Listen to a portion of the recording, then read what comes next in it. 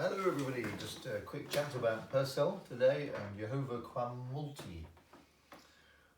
First of all, Jehova Quam Multi, it seems, is not a piece that's performed as much as all that. I've put a few recordings on from YouTube for you, as you might have seen on an email, but there are not so many recordings of this piece, and some of the ones that are by the early music brigade, like John Enoch Gardner, are actually quite ancient, like 20 or 30 years old.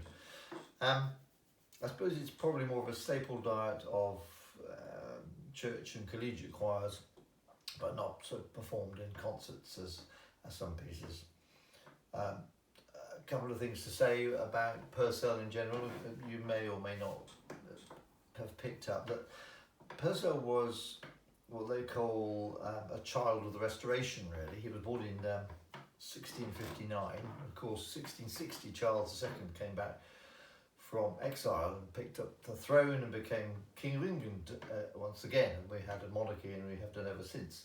But that period before that, the Oliver Cromwell Protectorate years, of about 11 years, Cromwell, in his wisdom, shut all cathedrals and similar collegiate situations, and so for virtually the only time in our history of centuries, until of course now in the COVID pandemic, there have always been services going on in our English cathedrals, and the chorister tradition has been unbroken all those years, apart from that time just before Purcell came on the scene. And the result of that was that, of course, that the trebles choirs perhaps were not as well trained and versatile as they perhaps might normally have been expected to be. And certainly Purcell wrote a lot of anthems which were known as verse anthems, that is for soloists and chorus, and quite a few of the anthems that he wrote in that context, usually in English, because it was usually, of course, for the Anglican Church, are quite thin on the amount that the chorus has to do. And most of the interesting things are given to the soloists, who are usually tenors, basses, or possibly altos. Purcell himself was an alto. Now this piece is in Latin and is actually a bit more of a full anthem than most of his other works for the church. So it's a bit of an oddity. Thought is that maybe he wrote it for Charles II's wife's chapel, which, because she was a Catholic, obviously Protestantism and Catholicism was a hot issue, and then of course Charles II, who probably was somewhat ambivalent, when he was succeeded by James II, he was out and out Catholic, and caused all sorts of problems. So it's a bit of an issue. Anyway, it's a Latin piece, and obviously it's always sung in Latin, and we just sort of take it as it is, but it's got certainly more chorus activity than you might expect in the context of where he was coming from. It is typical of Purcell in that it's quite sectional. Most of the pieces of this period don't tend to be very fully developed in their individual sections. It's not until you get to Bach and Handel that you get these enormous sections. Bach creates movements lasting 10 minutes or even more of continuous contrapuntal working out. This is more typical. This is, we're talking in the probably 1680, this was written when he'd have been only 21. He was very influenced by the French court, by the way, because he did spend some time over there. So what we've got here is a bit of a mixture of the opening sections, which are sort of fairly harmonic and very perhaps more derived from the English style of his forebears, the earlier part of the 1600s. William Byrd giving way to Orlando Gibbons and people like that.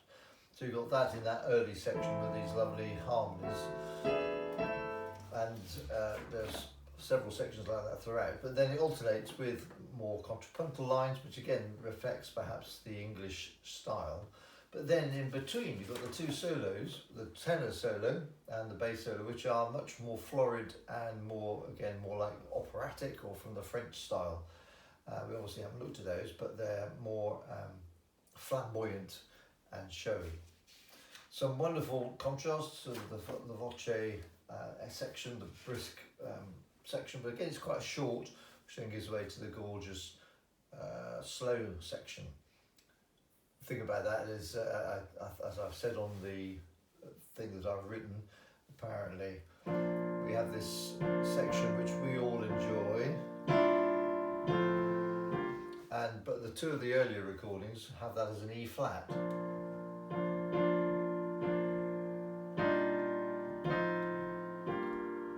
So that first note of bar 54, apparently Elgar tried to, or was orchestrating it as an exercise, and said to people, were there misprints in the score that he was working from, because there are some extraordinary clashes, but we now know that that's Purcell style, and that's what we love. The bass solo again. Non temeva a mediadibus populi. Sounds something out of an opera. Of course, Purcell's Dido Aeneas is very famous as being one of the first, well, probably the first English opera, and one of the earliest through composed operas of its time, certainly outside Italy anyway. And then we get the final section, Jehova Quam, which is a sort of nice brisk chorus, and it's full of the very typical Purcellian dotted rhythms. Dum da dum da dum da dum dum. That's absolutely classic Purcell, often with the underlay. It's a bit unusual compared to the way we think. Anyway, so that's a quick resume and a quick chat. I think it's a wonderful piece. It's mature Purcell, even though he's perhaps only 21, but he had a remarkable flair for some most unusual harmonies, which we all enjoy. And so do listen to it, sing it through a few times, get it into your soul, and who knows, we might even be meeting again in the not too distant future. Okay, that's all for now, but enjoy Purcell, one of my favourite composers, Purcell. If you find him on YouTube, you might pick up some of his funeral music that he wrote, which is most extraordinary harmonies, even more extraordinary than the Hear My Prayer that we did a couple of concerts ago. Okay, that's all for now. Keep well, see you again. Bye.